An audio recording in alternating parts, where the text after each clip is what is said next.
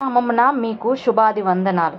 మన జీవితంలో చేతులెత్తి దేవుణ్ణి ప్రార్థించడం, ఆయనను స్తుతించడం, చేతులెత్తడం మనకి ఎంత ప్రాముఖ్యమై ఉన్నదో నేను ఈరోజు మీకు వివరిస్తాను. మనము దేవుణ్ణి ప్రతి విషయంలో చేతులెత్తి ఆయనను మహిమపరచాలి. నిర్గమకాండం 17:12-13 చూసుకున్నట్లయితే, మోషే చేతులు బరువెక్కగా వారు ఒక రాయిని తీసుకొని వచ్చి అతడు దాని మీద కూర్చుండుటకై దాన్ని వేసిరి.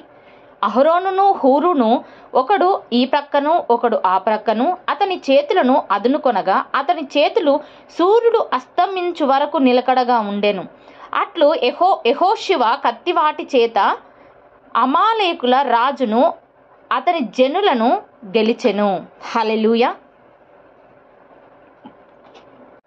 మన చేతులు ప్రభువునకు ఎత్తడం అనేది ఆయనకు అర్పించే అర్పణ.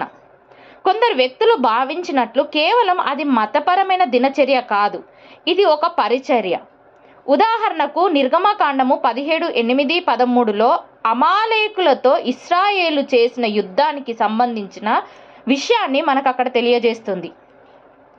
అమాలేకులు రెఫీదీములో ఇశ్రాయేలుపై దాడి చేశారు.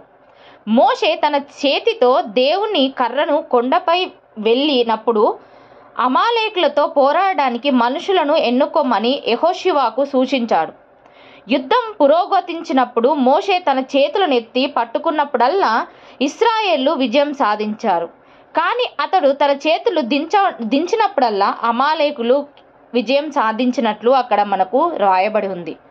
మోషే ఎప్పుడైతే తన కర్రను చేతి పట్టుకొని చేయి పైకెత్తినప్పుడు ఇశ్రాయేలు విజయాన్ని సాధించారు. తన చేతులు దించగానే వాళ్ళు ఓడిపోయినట్లు అక్కడ వ్రాయబడి ఉంది. ఆమేన్.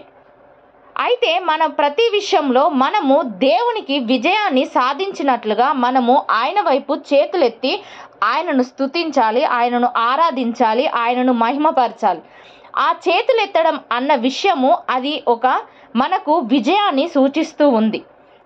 ఎప్పుడైతే మనం చేతులెత్తి ఎలుగెత్తి ఆయనను ప్రార్థిస్తామో మనం అడిగిన ప్రతి దాంట్లో మనం విజయాన్ని పొందుకుంటూ ఉంటాము. అదే విషయం మనకి ఇక్కడ మోషే విషయంలో మనకు క్లుప్తంగా వ్రాయబడి ఉంది.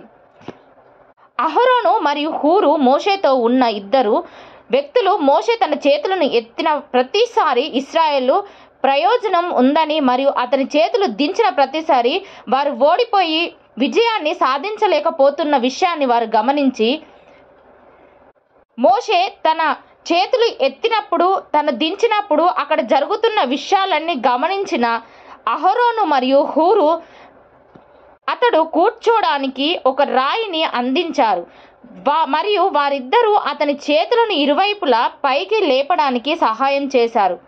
అలా చేయడం ద్వారా ఇశ్రాయేలు అమాలేకులపై విజయం సాధించారు. అయితే ఈ విషయం దేన్ని సూచిస్తుంది? అది వారి యొక్క చేతులు ఎంత ఎత్తులో ఉన్నాయని చూపించడం లేదు, కానీ చేతులు ఎత్తడం వల్ల వారి యొక్క విజయాన్ని ఇక్కడ మనం చూడవచ్చు. హల్లెలూయా. అహరోనును హూరు సూర్య అస్తమయం వరకు తన చేతులు నిలకడగా ఉంచి యెహోషువ అమాలేకుల బలంగాను మొత్తెను. హల్లెలూయా. అక్కడ మోషే చేతులు ఎత్తి ఉంచడం వల్ల అమాలేకులపై వారు విజయం పొందినట్లు మనకు అక్కడ కనిపిస్తూ ఉంది. మన చేతులు ఎత్తడం గురించి ఏదో ఒకటి ఉంది. మీరు నిరంతరం విజయం మరియు జయాలను చూడాలనుకుంటే ఎల్లప్పుడూ మీ చేతులు ప్రభు వైపు ఎత్తి ఆయనను స్తుతించండి. హల్లెలూయా. మీ యొక్క సమస్యలను ఎదుర్కొనేటప్పుడు ఆయన వైపు మీరు చేతులు ఉంచండి. మీరు చీకటి శక్తులతో పోరాడుతున్నప్పుడు ఆయన వైపు చేతులుంచండి. వ్యతిరేకంగా ఎవరైనా మీపై పోరాడుతున్నప్పుడు మీరు ఆయన వైపు చేతులుంచండి. ప్రతిసారి మీరు ఆయన వైపు చేతులెత్తి ఆయనను అడిగినప్పుడు మీరు ప్రతి విషయంలో మోషేలాగా మీరు విజయాన్ని పొందుకుంటారు. హల్లెలూయా.